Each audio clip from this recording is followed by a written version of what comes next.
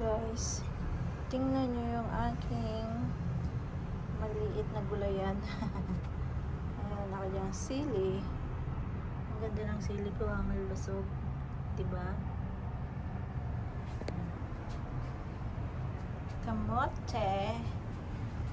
Kamote.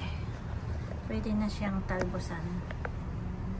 Oh, ayan, oh, mayroon ng talbos tsaka dun sa bila.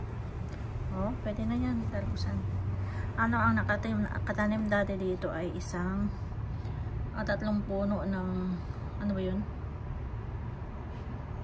Pipino. Ang pipino, maraming bunga. Ang problema, hindi siya dumidiretso ng laki pagka yung ganito na siya kalaki. Oh. Mamamatay na siya na nabubulok na. Ang ginawa ko, pero ang dami niyang bunga. Ang ginawa ko, binunot ko na siya at ipinalit ko ito, mapakinabangan pantalbos agad. Tapos meron ako ditong kamatis. This is cherry tomato. There's a lot of silat. Ay, ang daming bunga niyan, day. Lalo na yun, oh, daming bunga. Nag-ano siya, naghiga siya kasi lumakas yung hangin. Hindi agad ako nakabili ng ano naman tawag dito, yung poste, yung para maano sila makatayo ng maayos.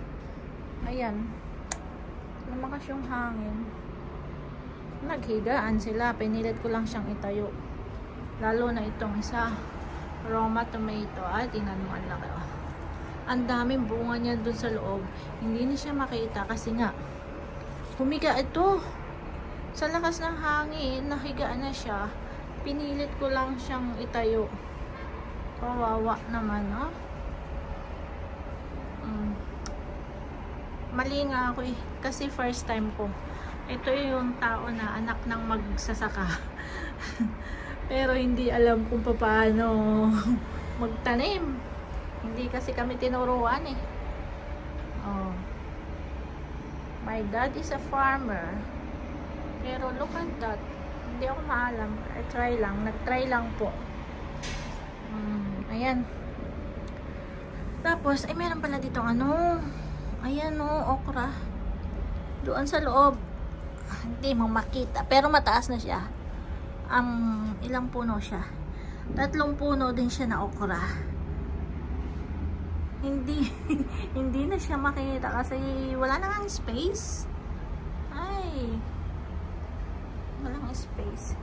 Nalunod sa tubig o kaya siguro dumidilaw na yung mga dahon niya kasi lunod na sila sa tubig.